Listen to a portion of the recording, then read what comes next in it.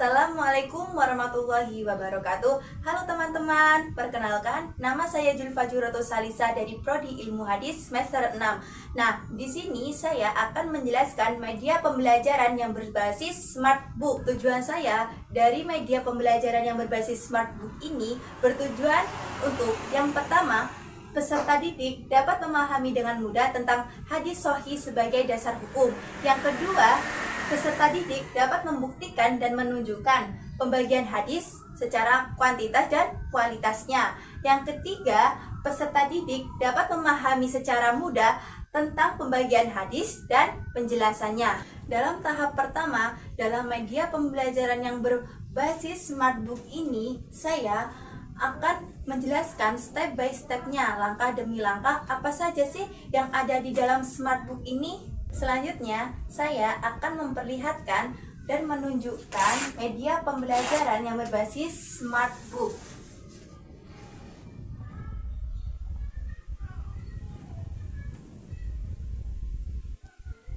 Selanjutnya, saya akan menjelaskan hadis sahih sebagai dasar hukum, yang dimana hadis merupakan sumber hukum Islam yang kedua.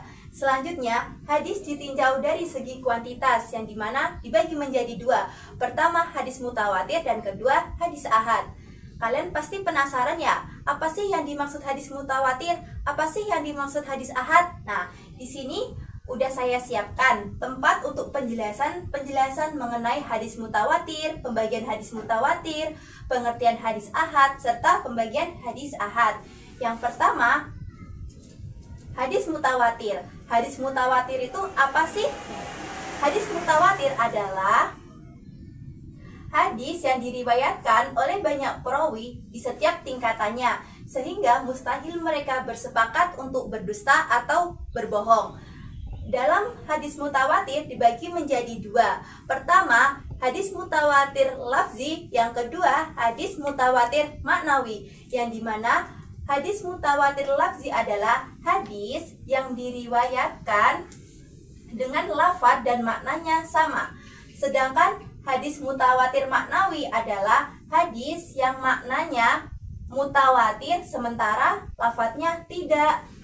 Selanjutnya, apa sih hadis ahad?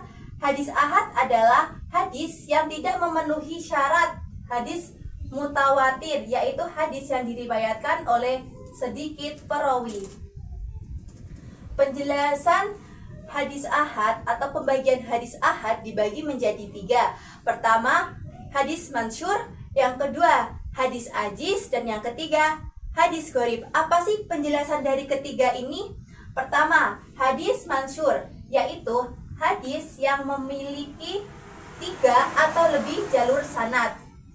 Selanjutnya, hadis ajiz. Hadis ajiz adalah hadis yang memiliki 2 jalur sanad.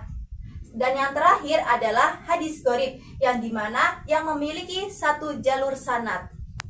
Tadi udah saya jelaskan. Yang pertama, hadis ditinjau dari segi kuantitas. Sekarang saya akan menjelaskan hadis ditinjau dari segi kualitas, yang dimana dalam segi kualitas dibagi menjadi 3. Pertama, hadis sahih. Yang kedua, hadis hasan. Dan yang ketiga, hadis dhaif. Di sini saya akan menjelaskan pengertian dan pembagian yang terdapat dalam segi kualitas. Sebelumnya saya akan mengambil dalam kotak penjelasan ini. Apa sih pengertian hadis sahih? Hadis sahih adalah hadis yang memiliki kualitas tertinggi. Pastinya kan dalam hadis sahih itu terdapat syarat-syarat agar hadis itu dapat diterima. Yang pertama, syarat-syarat hadis sahih itu dibagi menjadi 5. Pertama, bersambungnya sanad atau ittisalus sanad. Yang kedua, perawinya adil, yang dimana perawi itu harus adil dan menjaga kehormatan atau sering disebut muru'ah.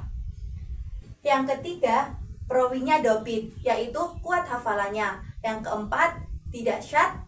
Dan yang terakhir, tidak ilat atau tidak cacat. Selanjutnya, hadis hasan. Hadis hasan itu hadis yang memiliki kualitas lebih rendah dari sahih. Semisal hadis hasan tidak memenuhi 5 syarat hadis sahih. Selanjutnya, hadis do'if.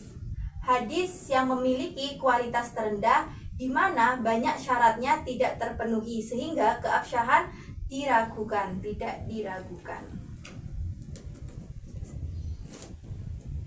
Jadi, sudah tahu kan penjelasan apa sih hadis sahih, apa sih hadis hasan, dan apa sih hadis do'if?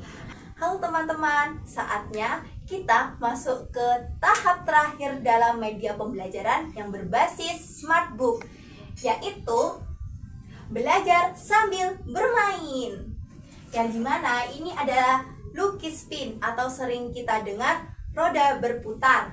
Tujuan saya membuat lukis spin ini agar peserta didik itu dapat memahami atau menjawab pertanyaan-pertanyaan yang sudah saya sediakan. Contohnya seperti ini. Soal A, mari kita buka soal A. Apa sih soal A itu?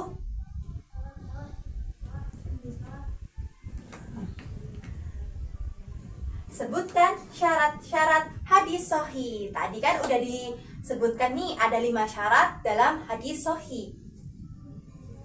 Selanjutnya, soal B. Mari kita buka soal B.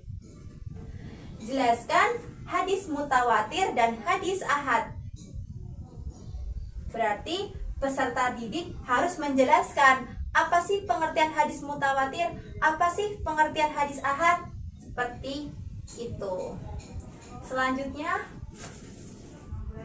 B sudah, A sudah, C. Mari kita buka soal C. Soal C, sebutkan hadis ditinjau dari segi kualitas. Peserta didik harus menyebutkan apa saja yang terdapat dalam hadis dari segi kualitas. Yang terakhir, do. Mari kita buka. Apa sih soal do? Apa yang dimaksud dengan hadis do'if? Jadinya peserta didik harus menjelaskan hadis do'if. Mungkin itu saja yang bisa saya sampaikan, kurang lebihnya mohon maaf. Harapan saya agar peserta didik dapat memahami bahkan mencerna apa yang saya jelaskan mengenai media pembelajaran yang berbasis smartbook. Kurang lebihnya mohon maaf. Nun wal qalami wa mayasturun. Wassalamualaikum warahmatullahi wabarakatuh.